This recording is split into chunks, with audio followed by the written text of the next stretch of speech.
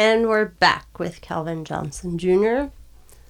And this next song that you have for Master Clip series is called F Troop. Now this you came about with Kirk Joseph, something he taught you. But my question before we get into that is, what school did you go to in New Orleans, and were you in the band? So I went to McMain and NOCA, New Orleans Center for Creative Arts.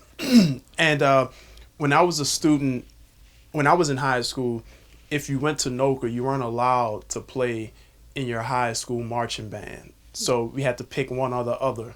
So middle school, junior high, yes. High school, unfortunately, I wasn't because I was at NOCA.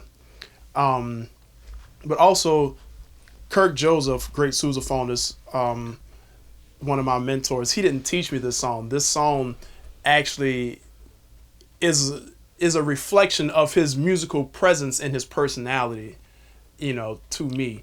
I wrote this song specifically when I did a stint with the Dozen, when I played with the Dozen for maybe about a year and a half-ish.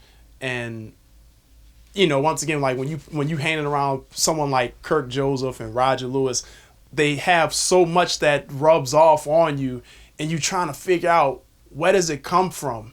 And then I remember Kirk told me one day we were sitting down watching like old YouTube videos, and a band came out the door at Fauché, local high school that Kirk went to down the street on Ferret.